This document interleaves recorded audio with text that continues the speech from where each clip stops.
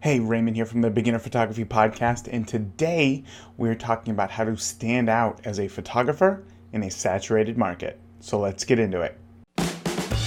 Welcome to the Beginner Photography Podcast with Raymond Hatfield, the podcast dedicated to helping you grow your photography skills. Raymond interviews the world's top photographers in their field to ask questions that will get you taking better photos today. Now, with you as always, husband, father, home brewer, LA Dodger fan, and Indianapolis wedding photographer, Raymond Hatfield. Oh, welcome back to this episode of the Beginner Photography Podcast. As always, I am Raymond Hatfield, and I am excited to be here today. I appreciate being in your headphones, in your car stereo, wherever you are, just allowing me to go on this journey of photography with you. So I just wanted to say thank you before we get on into this. Now, I'm going to be covering a lot today.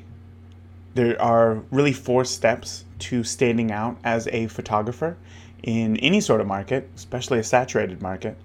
But I want you to know that before you can stand out, you have to be a decent photographer. So this title is a bit clickbaity because if you don't know how to use your camera and the importance of exposure, composition, and light, then you're just going to be wasting your time here today by simply hoping for the best, right? A professional athlete does not hope for the best. They continually develop their skills every single day. So, that's my little disclaimer.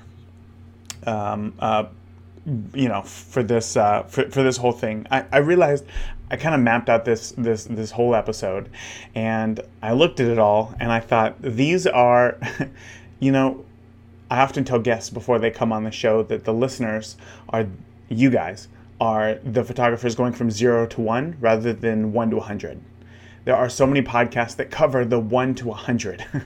That there's so much in there, but you just need to get started. You just need to know what the first step is. And after I wrote this, I thought, wow, I'm really tackling like the 1 to, 50 in this episode. So I want to share a quote first that is by Confucius, and it stands out to me. And I've heard this quote 1,000 times, but the quote is, "A journey of 1,000 miles begins with a single step." Miles? That doesn't make any sense. Confucius wasn't he Chinese? Okay, I'm gonna have to look that up. Actually, I just realized.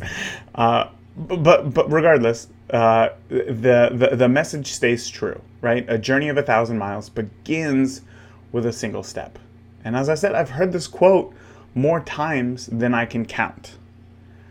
Yet, I actually had to go through it myself for it to make sense. Every time, I'm starting on this road to where I got to today, I would hear that quote and it would just go in one ear and just right out the other. It would not stick at all. I'd be like, okay, I get it. This isn't practical. How can I use this? This doesn't mean anything. I get that you have to start somewhere before, you get there. But it didn't really mean anything to me. But now that I'm, at a place to where I'm not taking that first step, or I'm not taking, I've gone past the first mile, say, I can look back and think, okay, maybe this wasn't the most actionable quote, but it is completely relevant to this journey of photography, and I wish that I would have held on to that more, because it would have given me not more power, but it would have given me the mindset to just keep moving forward. And that's where I'm going with this, is that you just need to keep moving forward, because this is not an overnight journey.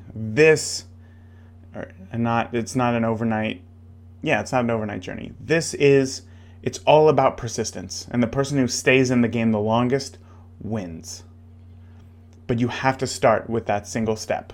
So, on top of that, in photography, because it is a long journey, in life we go through journeys, right? Things happen to us throughout life that are unfortunate or hold us back. But we also go things that are very helpful and motivating and push us. But for those times where it is hard, for those times where you don't know what to do next, you have to have a why. So what does that mean? You have to have a why in photography. You have to know why you're doing this. Why did you pick up a camera? Not only why did you pick up a camera, why do you continue to shoot? Why do you continue to keep clicking the camera? Why do you want to do that? Because, as I said, there will be times where you feel like hanging up the camera for good, where things get hard, they're difficult, and you think to yourself, this isn't worth it. What am I doing? And this comes especially if you are using your camera to produce some sort of income. Because, as I can tell you, I got into photography because I love the artistic side of photography, not because I was good at business and thought that I could rock this. There's been so many times where I have felt, almost defeated. Like, what am I doing wrong? And you just don't know because, you are in control of all of it. And if you don't know the answer, then, who do you turn to? So there will be times where you feel like hanging up your camera and just getting a job at Starbucks or, something else where you just walk in, you just do your time, and then you get out and collect that paycheck because it seems like it's going to be much easier. But it's in those moments that having a why will make the decision to keep going so much easier. It'll make it a no-brainer because you need to keep going. If you are just in photography for the money, the moment that you stop making money, you're going to want to give up on photography, and it's going to be an easy decision. If you are in photography for a reason, because you love telling stories, because you love seeing somebody's face when you deliver, the photos of something special that happened in their life, if it's because of those reasons, it is going to be so much easier to keep going. And again, that is the name of the game. It is persistence. And the person who, is in the game the longest wins. That's how this works. That got kind of, like I was on a soapbox there for a moment. So let me go ahead and step down because it is time to talk about actionable ways that you can stand out as a photographer in a saturated market. So I've kind of broken this down into 4 steps. There are 4 things that you need to do to actually stand out as a photographer in a saturated market. So let's get into them. The first one, the number one thing that you have to do to stand out in a saturated market as a photographer is to develop your style. I know what you're thinking. Okay, we know this. Everybody needs to develop their style. Tell me how to develop a style. I thought a lot about this. How can I give you tips to develop your style, faster, more efficiently, with confidence? And the truth is, there's only one way to develop your style, and that is that you have to take a lot of photos. That's the only way. That is the only way. Because here's the thing. I don't think that you pick a style. I don't. I think that your style, it picks you. And that may sound kind of like out there, like in the universe or whatever, but hear me out. Because your style is simply, it's a culmination of pretty much every life experience that you have ever had. And therefore, your style is unique to you. Everybody's style is unique to them. If they're true to it, like if they really listen to it and they hone it, and they're not just going out and watching a YouTube tutorial on, how to make your photo look like this, and then just doing that forever, because that is how somebody else developed their style. That's not how you develop your style. Your life experiences have created a style within you, and you don't even know it yet. I'm serious. So therefore, the only way to dig it out of you and to find it, not only to find it, but then to develop it, is to shoot a ton. And if I'm being honest, you're never going to be done. I've been shooting for over a decade, and I'm still, finding new things about my style. It is continuing to evolve. When I first started, I thought that I liked one thing. I'm going to go hard on this. And then I actually, to tell you the truth, I didn't even plan on sharing this. When I first started, I really wanted all of my photos to stand out by having high key images, meaning that I wanted a light on my subject highlighting them every single time, right? I wanted them to be predominant. Not even thinking about, the logistics of how to make that done, or that's not even aesthetically pleasing to me, to be honest. I just thought that would be something easy enough that I could do to make me stand out. But the truth is that I really didn't like those photos that I was taking. I was just doing it to stand out. And that wasn't, what I found pleasing. So therefore I had to stop. But now as time goes on, again, even last year, I thought that I liked something specific. I've shared this over the past year. I really loved wide angle images. I think that if you can capture a great wide angle shot, something at 16 millimeter, from 16 to 20 millimeters on, full frame, then you were a master of storytelling and of composition. So that's what I did. I was I want to do this. There is so much in the frame that you can't hide anything. So a lot of it is just timing and getting it right. So I tried to master this. I pretty much only had wide angle lenses just so that I could hone this skill and get better at it, because again, the only way that you can develop your style is to shoot a ton. So I shot a ton with wide angle images. And then over time, I started to realize that I was not as good at taking wide angle images as I thought that I was. I would look at these photos and think there was no reason for this to be a wide angle shot. This is an intimate moment between a bride and a father, hugging. And we are, there's no context. The wide angle shot doesn't add any context to the photo for me, where I was in that moment. And therefore, I was just shooting it because that's just what was on my camera at the time. And now over this past year, I've realized wow, I really like longer lenses. I really like, instead of going, the 16 to 35 route, I love the 85. I want that to live on my camera as long as I can before, I have to switch it out because I got to get wider. That is my style that has developed only in the last year. After, more than a decade of shooting, only in this last year have I discovered this. So what I mean by it will never be done, that is what I mean. It is refined over time. And now I'm taking photos that I love, that I think my clients are loving more than they did. Clients this year are loving photos that more.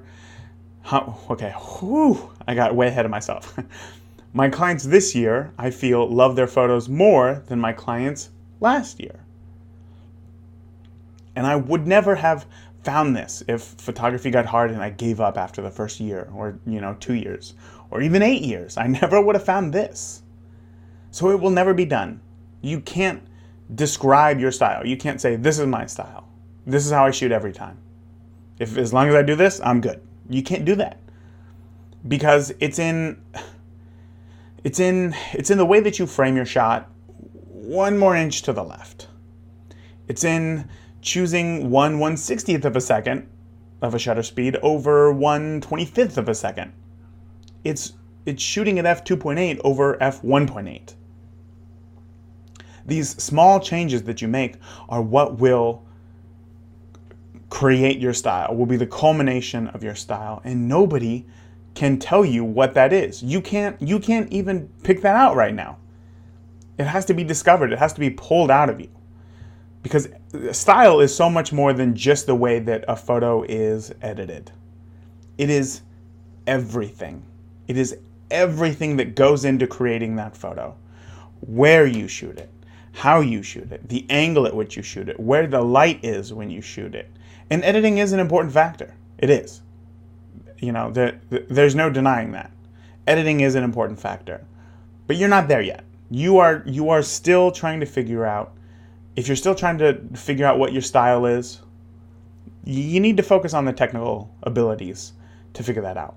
And another thing, honestly, don't worry about keeping up, with trends or whatever, or even being copied, because right now you are in full on technical building mode. You can do something new. Everybody can do something new right away, but don't worry about being copied at this moment, because you don't even know what it is that you love a ton in photography. So until you figure that out, just experiment and try new things all the time. Okay. Tip number 2, the second thing that you need to focus on to stand out as a photographer in a saturated market is, and this is the big one. This is the big one to stand out in a saturated market, okay? And that is focus on your one thing. Focus on your one thing. And then go deep. Go as deep as you possibly can. When you get started in photography, you're not a photographer. You probably already have some sort of, personal preference toward a style of photography that you want to do. So you're not just a photographer. Maybe you want to shoot landscapes. So you're an aspiring landscape photographer. And I think that's once people kind of figure that out, they kind of stop right there. Like, oh, okay, if it's outdoors, if it's a landscape, I will shoot that. That is what I'm going to do. This is going to be my thing. I'm going to be a great landscape photographer. But that's not enough. So let me explain. If you want to stand out in a saturated market, right? Because everybody's first step is to label themselves as some sort of photographer. I'm a family photographer. I'm a landscape photographer. I'm a wedding photographer. The step after that is they think, okay, I want to be the best landscape photographer, right? But that's not a thing. That's like saying I want to be the best race car driver. Well, are you racing NASCAR? Are you racing, demolition derbies? Is it a rally car? Is it an F1 car? All these are totally different types of things. But they do all live under the umbrella of race car drivers. So, you can't just be the best landscape photographer. You need to go deeper. You need to be the best sunrise, high altitude, mountain, pond photographer. That's how you go deep. That is how you go deep. Because suddenly, now you have a specialty. You have one thing that you do. You shoot sunrises, high altitude mountains, and then you shoot little bodies of water, like pond at the top of these mountains. Or, close to the top, whatever. I'm sure there's not a pond at the top of a mountain. Anyway, you know what I mean. You know what I mean here. So when your style has, that also helps develop your style. Because now you're doing a specific thing. And then you will be the person to go to for that kind of shot. You don't want to be the best portrait photographer. Like, what does that mean? Are you taking headshots? Are you photographing children? Are you in a studio? Are you outdoors? No. You want to be the best lifestyle portrait photographer for families with multiple foster children over the age of 7. I'm serious. Go deep. Go deep. Be the best lifestyle portrait photographer for families with multiple foster children over 7. You will be the person to go to. The person. It will be no contest. If there is somebody looking for family photos and they have foster children, who are older, they're going to pick you every single time, regardless of your style. Find what it is, obviously, here's the caveat.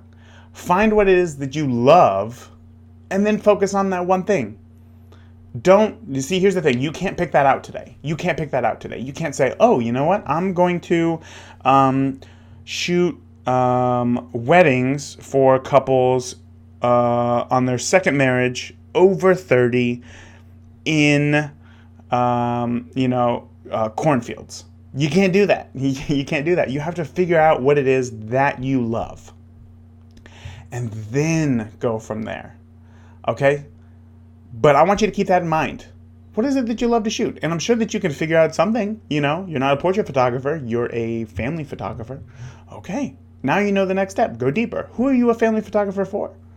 Do you only want to shoot outside? Figure out what that thing is and go deep. And again, this happens over time. I'm still working on mine. Okay. Oh, also, okay, so I know that you're thinking, okay, but if I am a family photographer, if I'm a lifestyle portrait photographer for families with multiple foster children over 7, aren't I cutting out like a lot of the market? Like, how does that make any sense at all? Okay, good point. You are cutting out a lot of the market. But, you will be the person to go to, which means that you will have a clear monopoly over these people, right?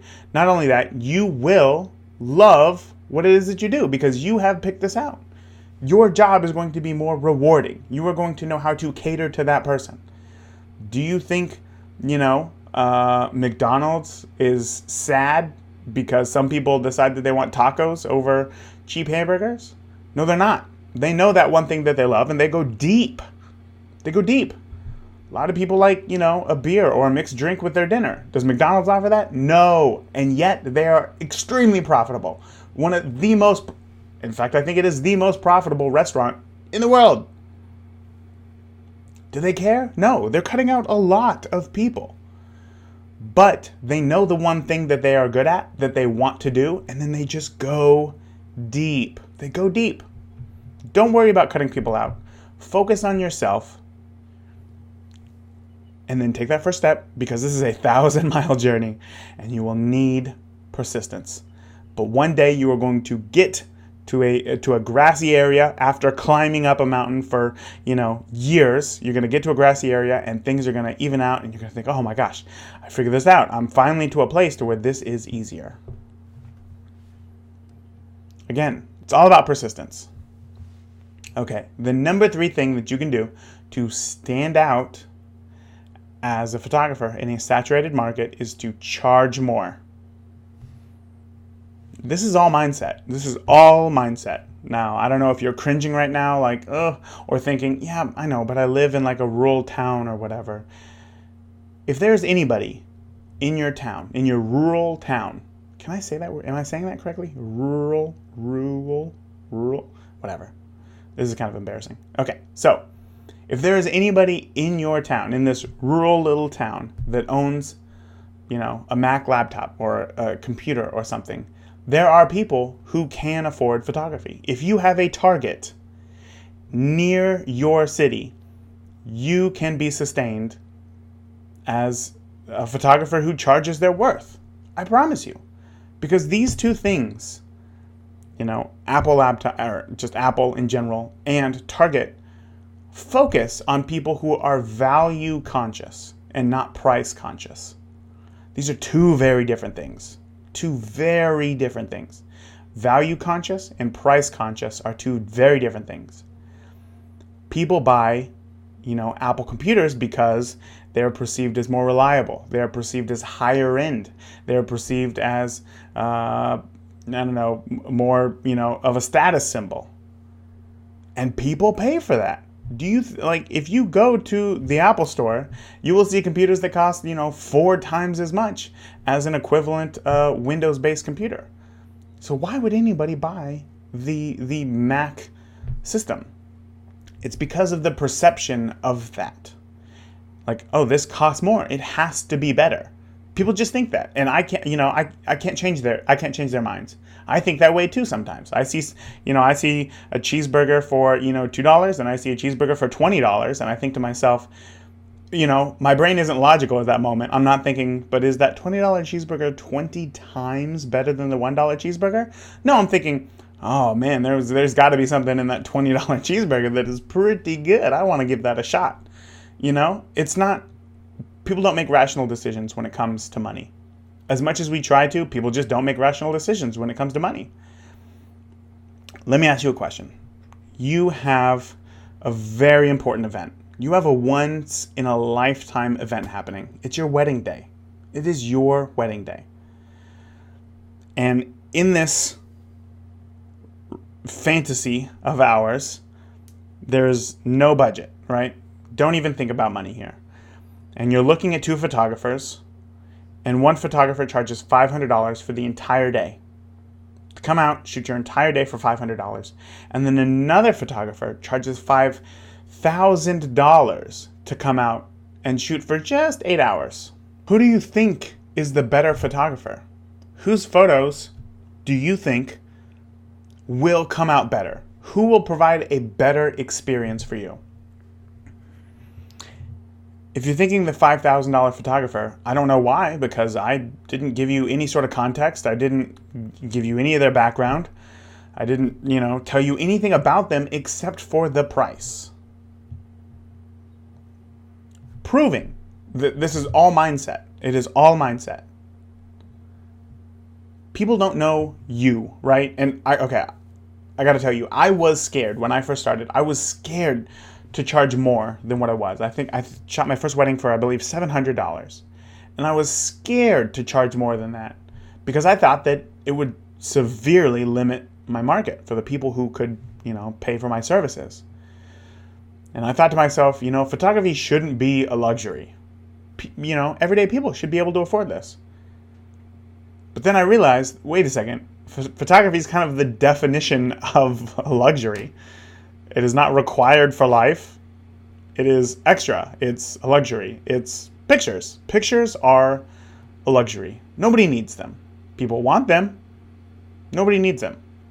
Nobody needs a Louis Vuitton purse. Nobody needs a Maserati. But they want them. It is a luxury.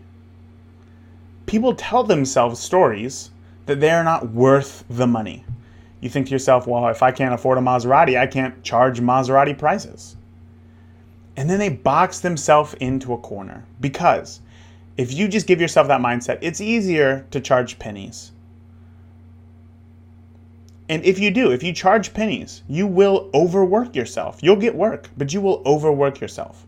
You will get stressed on the amount of editing that you have to do. And now you're going to have no time to experiment and grow as a photographer. So then you become stale. In fact, I could make an entire episode on this, but if you've ever taken a flight, when they give that in case of emergency, speech, case of an emergency, mask is going to drop down or whatever, what do they say? Who do you put the mask on first? Yourself. They say put the mask on yourself before helping others. This is because you need to be in a good place before you can help others. So when it comes to charging more, if you are burnt out because you are charging, $50 for a photo session, you may be working a ton. Honestly, you probably won't, because then somebody's going to say, but Sarah down the road charges $45. And then you're going to think, oh, it's only $5. Okay, yeah, I'll do $45 as well. And then you're just going to get so burnt out. And when you are burnt out, you can't help others. You can't help yourself. You can't, be present with your family when you're stressed out over losing $5. You cannot do it. You cannot do it. You have to charge more. Now, I know that you're thinking, or maybe you're thinking, I've had entire episodes where I talk about shooting for free, and that's different. Shooting for free is to grow your portfolio. When you charge more, you are an established photographer. You are, you're trying to make a living at this. You've already found your one thing. You can't charge more by doing by being an everything photographer. That won't work. You have to charge more by following these steps. You have to have already found your one thing and focused on it and drilled down, to define who you are. And then you can charge more. But in general, I really do think that people can charge more than what they're charging already. And I think that people would be happy to pay for it. But again, you can't, photography is a luxury. It is. There's no denying it. It is technically a luxury. And therefore, you can charge luxury prices. It's all mindset. It is all mindset. And this is going to take a while to work on, but got to take that first step.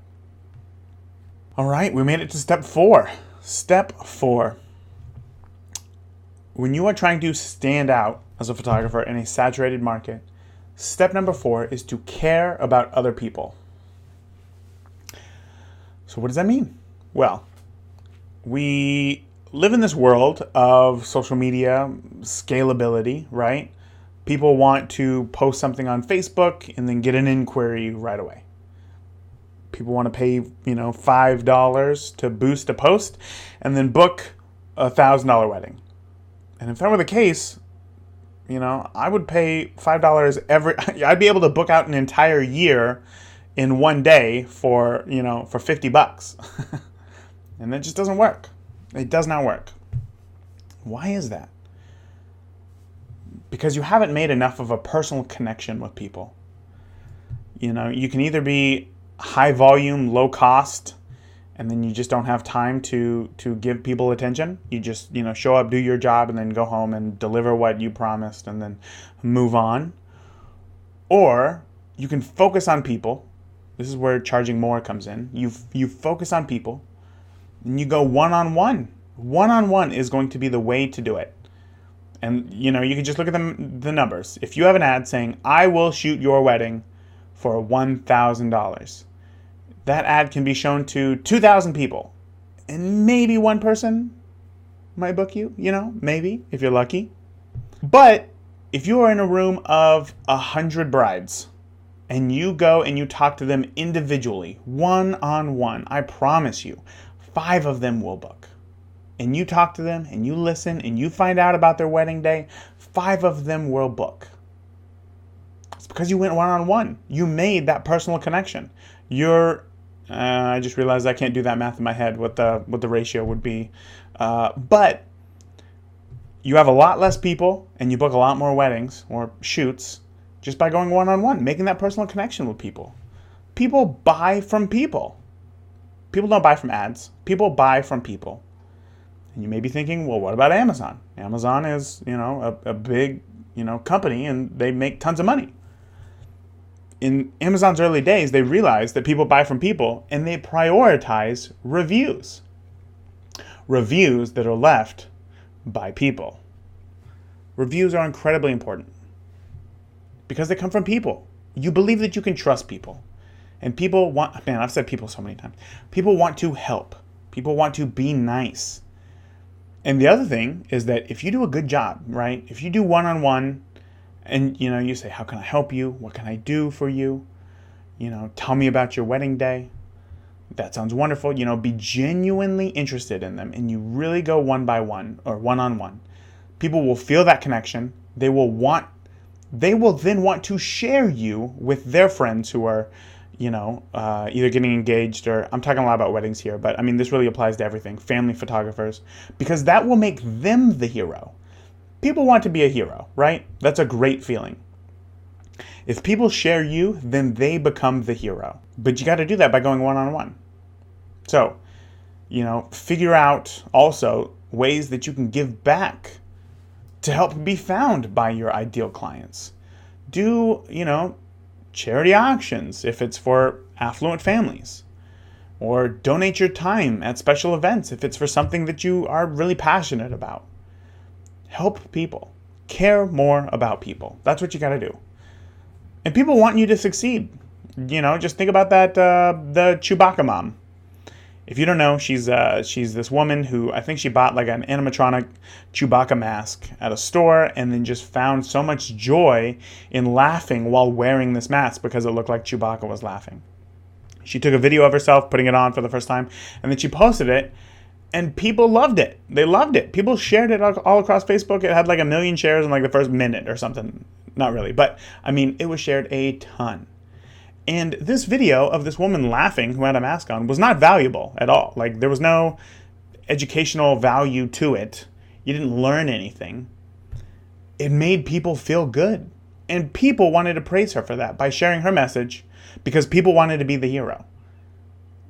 If you share something that makes somebody else smile, they're going to remember you. So care about people. Care about people as much as you can. And that's all, you don't need to worry about, boosting a Facebook post, because people will want to help you. They will want to see you succeed. And that will help people become the hero. But all of this takes time, and I know. I still have to work on caring for people better. Seriously. I do. But all of this is not possible if you do not know the essentials in photography, like I was talking about earlier. If you haven't taken that first step yet.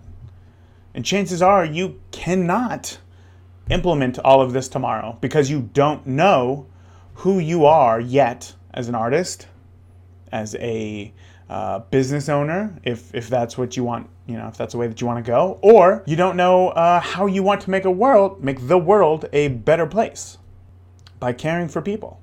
Now, if you've ever been on a shoot and just, something just wasn't working out and you didn't know how to fix it, you need to be working on that first. This is step one. Because if you still got lost trying to make sure that your photo isn't way too bright or way too dark, then developing your style cannot be your priority at this moment. So I want to invite you into something new here for a moment. This is the exact reason why I have created a brand new mini course called Conquer Your Camera. Because I don't want you to feel stuck when you're shooting. And I want to give you a helping hand. So this is not your average mini course. In Conquer Your Camera, I go over the essentials that you need to know before moving ahead to the next step. In Conquer Your Camera, you will learn about the 3 most important elements in photography. You're going to learn what is exposure, how it's controlled, how composition is used to frame your photos, the importance of light and the different kinds to look out for. But what makes this mini course special is that included in the mini course, you will receive my brand new Conquer Your Camera field guide. Now, this is a set of cards held together by a keychain, and it is the perfect companion to attach to your camera bag or strap. So never again do I want you to feel lost when you are out shooting, because the answers are going to be right at your fingertips in these cards here. And it covers everything that you need to know, from when to use what camera settings, where to find soft light, compositional guidelines to improve your photos right away, a checklist of what you need to prepare before going out on a shoot, and a list of photography terms that you need to know, that every photographer needs to know, and a ton more. But this is the first step that you need to take before focusing on all of the extras. So if you are interested and you want to check it out, you can head over to learn, learn.beginnerphotographypodcast.com and sign up. There is also a link in the show notes for this episode, and if you're listening on your phone, you can just swipe up and there will be a link right there to sign up for the course today. So again, that is learn.beginnerphotographypodcast.com to sign up. Now, this is going to be a really limited time thing because I only have 100 sets of cards, and once they're gone, then they're gone.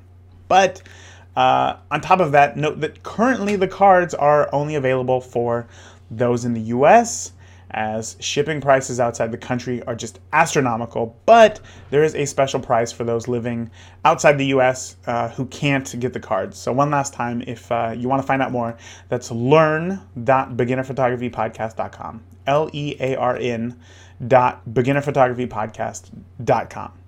So let's go over one last time how to stand out as a photographer in a saturated market so that you can get to work. Number 1, develop your style. This doesn't happen overnight.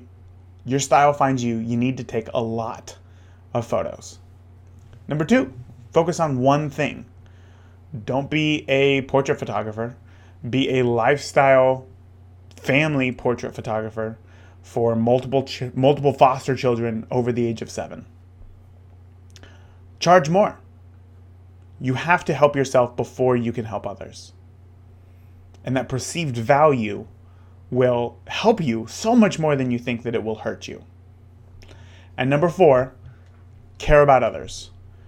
People want to be the hero. People want to share what they love. And if they love you, they will share you. So go one-on-one. Really care about people. So this episode was packed full of actionable takeaways, and you may be feeling overwhelmed, and that is natural. But remember back to the quote, a journey of 1,000 miles begins with a single step. All you have to do is take the first step. So that is it. That is it for today. Okay. Until next week, I want you to get out and I want you to keep shooting. I want you to focus on yourself and I want you to stay safe. That's it. I love you all. If you enjoyed today's podcast, please leave us a review in iTunes or your favorite podcast player. And continue the conversation with Raymond and other listeners of the podcast by joining the Beginner Photography Podcast Facebook group today. Thank you. We'll see you again next week.